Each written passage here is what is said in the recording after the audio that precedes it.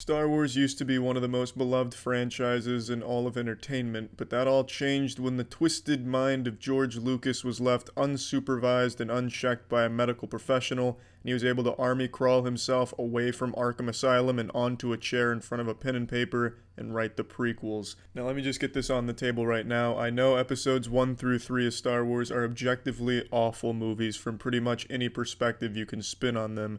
But tell that to my penis that still gets hard with a nostalgia boner every time I rewatch one or see one on TV. There's something special about the charm of those movies, and it's probably just how old I was when I saw them that it still holds a special place in my heart. But they are shitty movies, and that is where Star Wars goodwill kind of died. And you know the story from there. Disney digs up the grave of Star Wars and Mickey Mouse forces it to dance like a twisted puppeteer. They got off to a good start with Force Awakens. I thought that was pretty solid, but everything from there has just been an absolute asshole fire. Just pure, putrid, awful abominations from Disney Star Wars movies. But Star Wars has been dead long before Disney started fucking it, so what Disney's doing to Star Wars is just necrophilia. What I want to focus on today, though, is the story about Jake Lloyd, the child actor who portrayed Anakin Skywalker in Episode 1, The Phantom Menace. This is a very interesting story about how George Lucas not only ruined a beloved franchise, but ruined a 10-year-old's entire life. Jake Lloyd was dealt a bad hand as a result of that movie. A little background on Mr. Lloyd. His parents were in the entertainment industry, so they knew their way around the field, and he wanted to get into it, so he landed some small roles in television shows and a few movies. Had a big breakthrough with Jingle All the Way with Arnold, which is a Christmas classic, and then his big breakthrough should have been Anakin Skywalker in Phantom Menace. That kind of role with that kind of power with Star Wars coming back with the prequel was absolutely fucking massive and should have catapulted his career, but all it did was catapult him into depression. The movie was a stinker. You all know the story. No one really liked The Phantom Menace, even at the time. It's not something people look back on and now shit on. Even at the time, people were actively dropping trousers and putting a fat asshole on the movie, calling it bad. And most of the blame was shouldered by Jake Lloyd's character, thus Jake Lloyd himself. So as a 10-year-old kid, that's how old he was when he played Anakin Skywalker, he had neckbeard greaseballs attacking him on all fronts of the internet because they blamed him for ruining Star Wars. Instead of the blame falling on the rightful shoulders, which should have been George Lucas or Jar Jar Binks, who Jar Jar did catch a lot of shit, obviously, but for some reason it was almost all targeted at Jake Lloyd's character and his portrayal of the character. This is a thing I've talked about in recent times. People seem to blame the actors when the character is bad or if the acting is shitty, but that is 100% on the shoulders of both the writer and the director. The writers write these characters, so if they're a shitty written character, that's not the actor's fault. They're working with the ninth graders' homework that they were given for their script. If the character's acting is bad, that's the director's fault because they weren't leading them properly. It's not like the acting just became bad as a result of the editing or what happened. If the acting is shitty, it's because it was shitty when it was filmed, which means the director should have done another take until they got it right. I don't think that kind of blame should ever fall on the actor for their portrayal of a character, but that's exactly what happened here to a 10-year-old. And Jake Lloyd himself said not only was getting shit on by these adults on the internet a contributing factor to his depression and a lot of the bad shit he went through, the children at school would bully him for being Anakin Skywalker, which is fucking baffling to me. Part of my life for the last 10 years. Yeah.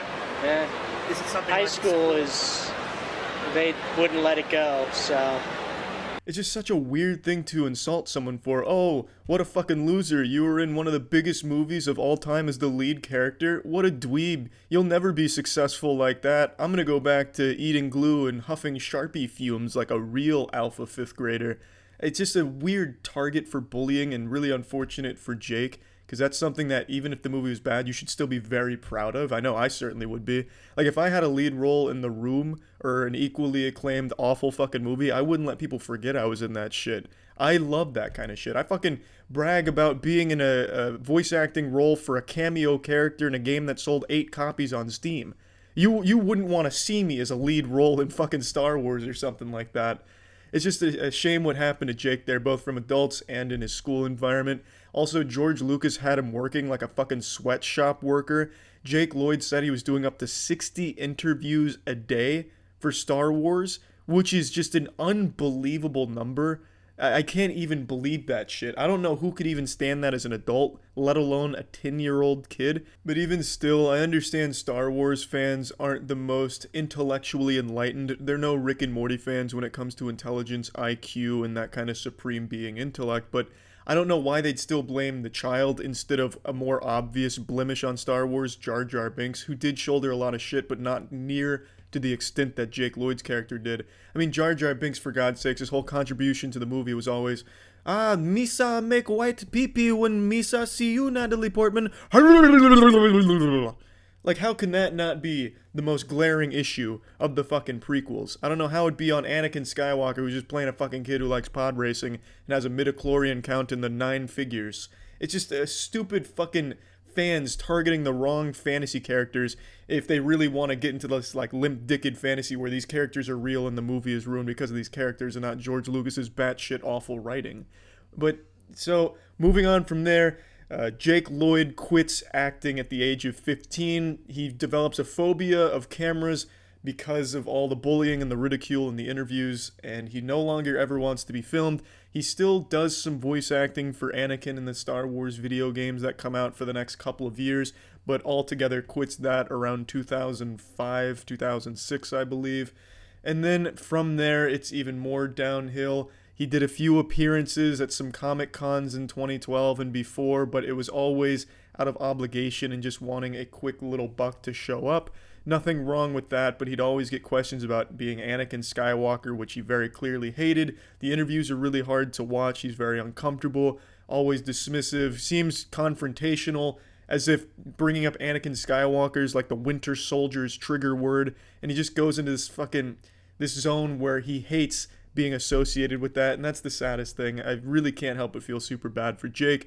He stops going to Comic Cons and conventions and public appearances in around 2013, and then in 2015 he hits rock bottom where he gets into a physical confrontation with his mother and then engages in a high-speed GTA police pursuit across a few counties with the police. There's footage of it, and it's a pretty fucking wild chase. He loses his tire and runs on the bare rims and then does like this fucking gnarly spin out into a fence. It was wild shit. And then, of course, pod racing jokes were the easy ones to make. So we got Star Wars joked on even for something like that. Unfortunately, Jake Lloyd's entire life revolved around his character of Anakin and the negative connotations surrounding it. Thus, Jake Lloyd was never able to have a normal or enjoyable childhood or teenage years, all because of the ridicule he'd constantly be subjected to for his one role in one big movie that George Lucas really fucked him with. And it's such a sad story because maybe Jake could have been a massive successful actor. Maybe the prequels could have been good in some multiverse out there. There's really no telling. All we know for sure is that Anakin Skywalker ruined Jake Lloyd's life. This is Star Wars Episode 1, the first Skywalker's last acting gig. I think everyone's going to think it's a great film because it is an amazing film. You saw it last night. It was amazing. And it's really a nice, it's very a nice film. Now I should mention, after the fact with the high-speed chase and Jake Lloyd's arrest, it's important to talk about why it happened. According to Jake Lloyd's mother, the confrontation was the result of Jake Lloyd blaming her for his life being ruined because she got him the role in Star Wars Episode 1, and he never forgave her for it. Thus, they got into a fight where he pushed and kicked her, and then ran away, got arrested. Jake's mother also reveals that at 19, Jake was diagnosed with schizophrenia. That probably sounds about par for the course for anyone that works with George Lucas and is subjected to 60 fucking interviews a day as a result of working with George Lucas, the goddamn madman.